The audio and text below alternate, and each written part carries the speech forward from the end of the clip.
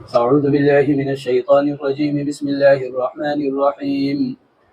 يوم يجمع الله الرسل فيقول ماذا أجبتم قالوا لا علم لنا إنك أنت علام الغيوب۔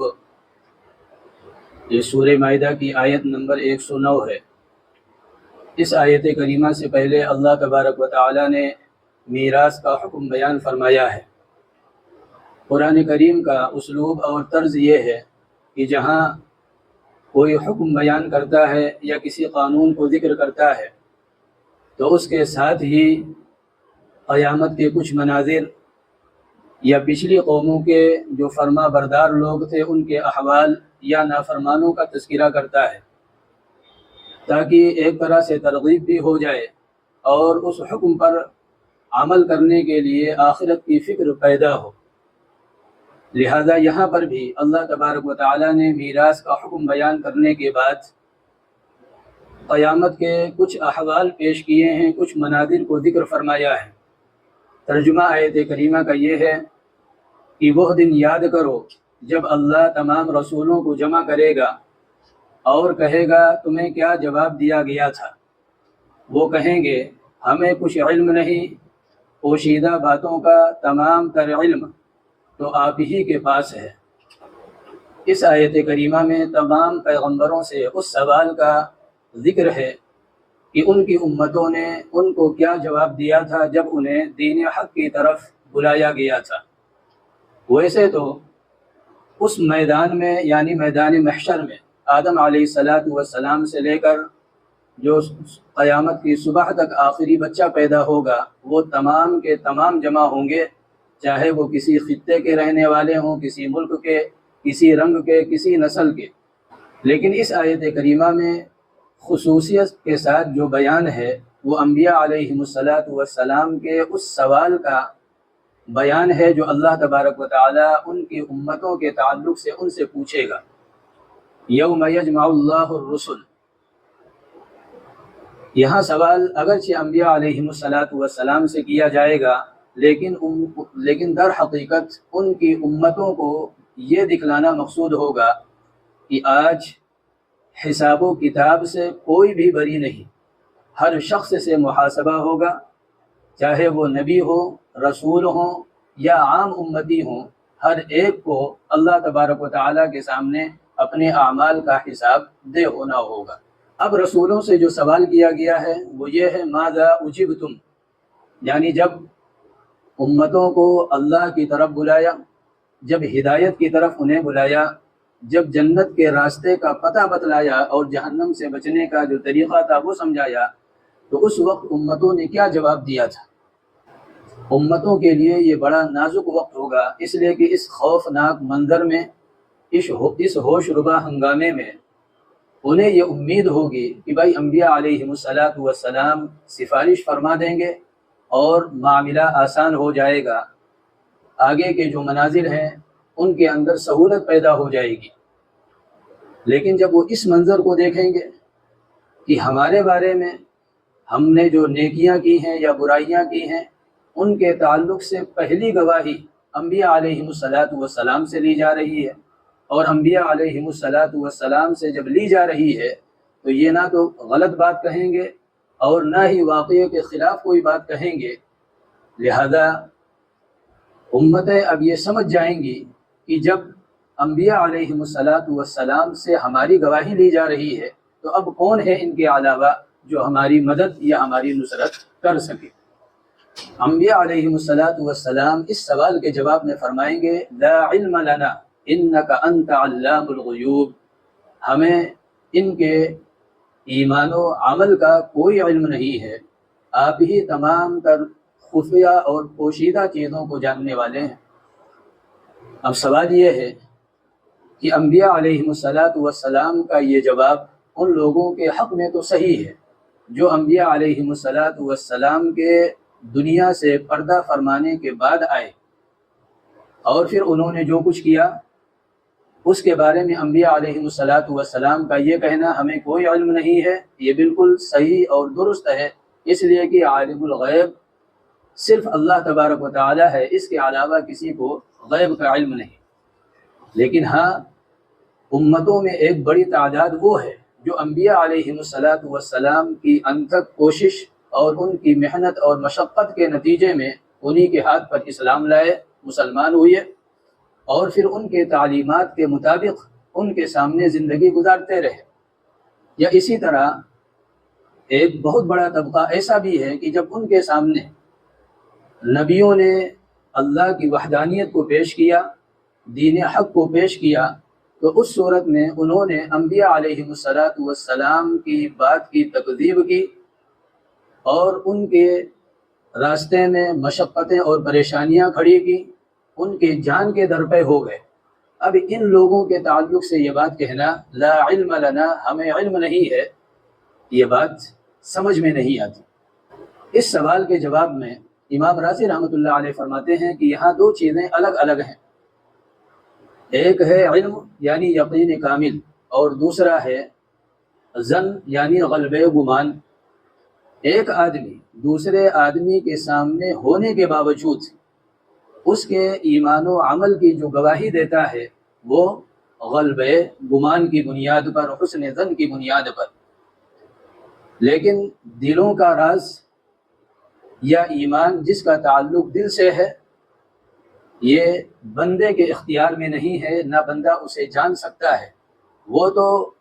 اللہ تبارک و تعالیٰ کی وحی کے بغیر وہ علم کسی کو حاصل ہو ہی نہیں سکتا۔ لہذا یہاں جو کچھ گواہیاں دی جاتی ہیں کسی کے ایمان والا ہونے کی، کسی کے نیک ہونے کی، وہ غلبہ گمان کی بنیاد پر ہے، نہ کہ علم کامل کی بنیاد پر ہے۔ علم کامل صرف اللہ تبارک و تعالیٰ کو ہے، اور ہر امت میں منافقین رہے ہیں جو بظاہر ایمان لاتے تھے اور جو تعلیمات نبی یا رسول پیش کرتے تھے اس پر عمل کرتے تھے، اس کی مخالفت نہیں کرتے تھے، لیکن حقیقتاً ان کے دل میں ایمان نہیں تھا اور نہ ہی عمل کا کوئی جذبہ تھا، جو کچھ تھا وہ محض ریاکاری اور مکاری تھی۔ اور چونکہ دنیا کے تمام احکام یہ ظاہر پر لاگو ہوتے ہیں، ایک آدمی جب ایمان کا اقرار کرے اور پھر تعلیمات پر عمل کرے، اسلام اور ایمان کے خلاف کوئی قول و فعل اس سے ثابت نہ ہو، ظاہر نہ ہو، تو پھر انبیاء علیہم السلام اور اسی طرح مومنین اسے مومن ماننے پر مجبور ہیں۔ اب وہ مخلص ہے یا وہ منافق ہے، ریاکار ہے، یہ فیصلہ وہ نہیں کر سکتے۔ لہذا اللہ کے نبی صلی اللہ علیہ وسلم نے اسی بات کو بیان فرمایا، نحن نحکم بالظواہر، کہ ہم ظاہر پر فیصلہ کرتے ہیں، واللہ متولی السرائر، اور جو اندر کا راز ہے اس کا ذمہ دار اور متولی اللہ تبارک و تعالی ہے۔ اسی ضابطے کے تحت انبیاء علیہم السلام اور مومنین کسی شخص کے ظاہری اعمال پر حسن ظن کے مطابق اس کے ایمان کی گواہی دیتے ہیں، لیکن چونکہ انبیاء علیہم السلام سے جہاں سوال کیا جا رہا ہے وہاں یہ معاملہ نہیں ہے۔ وہاں معاملہ یہ ہے کہ آج تو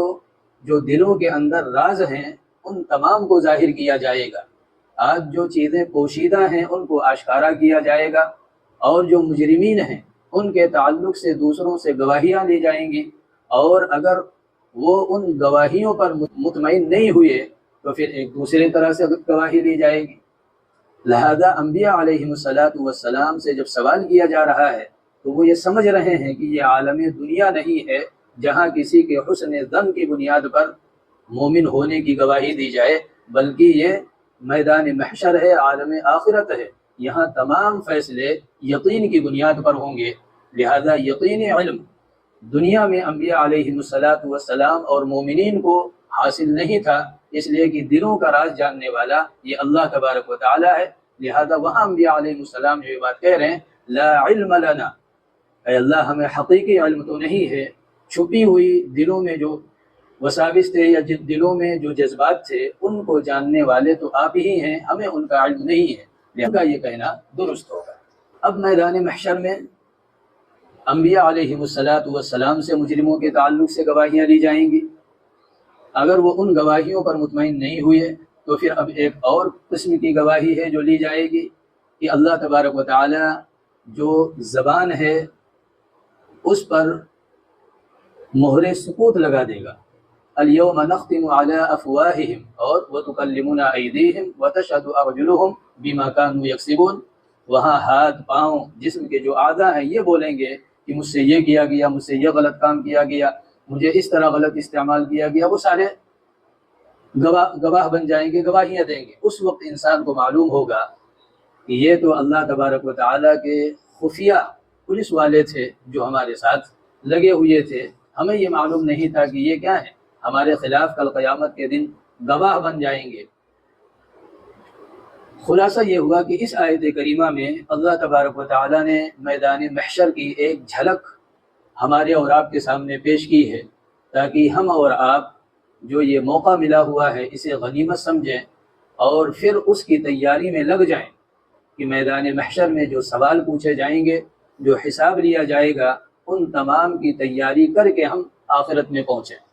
ایک حدیث میں جو ترمذی شریف کی حدیث ہے اس میں آیا کہ آپ صلی اللہ علیہ وسلم نے فرمایا، حضرت عبداللہ ابن مسعود رضی اللہ تعالی عنہ راوی ہے، زول قدم ابن آدم یوم القیامہ، بنی آدم کے اولاد کے قدم اپنے رب کے پاس سے ہٹ نہیں سکتے، حتی یسأل عن خمس، جب تک ان سے 5 چیزوں کا سوال نہ کر لیا جائے۔ ان 5 چیزوں کے بارے میں اللہ کے نبی صلی اللہ علیہ وسلم نے ہمیں اور آپ کو بتلا دیا کہ کل قیامت میں میدان محشر میں یہ سوال تم سے ضرور ہوں گے، لہذا اس کی تیاری کرو۔ وہ ہے کیا؟ پہلا سوال یہ آ رہا ہے کہ جو زندگی دی تھی، جو عمر دی تھی، 40 سال، 50 سال، 60 سال، 70، 80، یہ جو عمر تمہیں اللہ کی طرف سے ملی تھی یہ کہاں لگائی؟ وعن شبابہ فیما ابلاہ، اور پھر اس عمر کا ایک حصہ جوانی کا تھا جس میں آدمی پورے شباب پر ہوتا ہے، پوری قوت اور طاقت ہوتی ہے۔ اللہ سوال پوچھے گا اس جوانی کو کہاں ضائع کیا، اس جوانی کو کہاں لگایا؟ یہ دوسرا سوال ہے۔ اور تیسرا سوال جو اللہ کے نبی صلی اللہ علیہ وسلم نے اس احادیث مبارکہ میں بیان فرمایا وہ یہ ہے، وعن مالہ من این اکتسبہ، کہ مال تم نے کہاں سے کمایا، یعنی کسب حلال کا جو ذریعہ تھا وہ جائز تھا، ناجائز تھا، مکروہ تھا، کس ذریعے سے تم نے مال کمایا۔ اور اسی میں پھر اگلا سوال کہ جب اس مال کو کمایا تھا تو پھر اس مال کو خرچ کہاں کیا؟ آپ اندازہ لگائیے، بہت سے لوگ تو اس میں پھنسیں گے کہ انہوں نے کمانے میں نہ جائز دیکھا نہ ناجائز دیکھا، وہ تمام طرح کے حدود سے آزاد رہے، لیکن اگر جائز ناجائز کے حدود کی پابندی کرتے ہوئے کمایا تو اب اسی میں دوسرا سوال ہے ان کو کہاں خرچ کیا؟ آیا اللہ تبارک و تعالیٰ نے جہاں حکم دیا تھا وہاں خرچ کیا، یا لہو لعب میں لگا دیا، فضول خرچ کر دیا، اسراف کیا، کہاں اسے خرچ کیا؟ اس کے بعد اگلا سوال، 5واں اور آخری سوال، ماذا عمل بما علم، جو کچھ جانتے تھے اس پر کتنا عمل کیا؟ علم عمل کے بغیر وبال ہے، مصیبت ہے، لہذا اگر جو احکام ہیں ہم انہیں جانتے ہیں اور جاننے کے باوجود بھی ہم غلط کرتے ہیں تو یہ بڑا جرم ہے۔ لہذا اس احادیث مبارکہ میں اللہ کے نبی صلی اللہ علیہ وسلم نے ہمیں اور آپ کو یہ بات بتلا دی، پرچہ آؤٹ کر دیا کہ میدان محشر میں یہ سوال ہونے ہیں، اس کی تیاری کرو۔ اللہ تبارک و تعالی ہم سب کو آخرت میں کامیاب بنائے، میدان محشر کی سختی سے بچائے، اور پھر اللہ تبارک و تعالی محشر کے جو تمام ہولناک مناظر ہیں ان تمام میں سرخرو بنائے۔ وآخر دعوانا ان الحمد للہ رب العالمین۔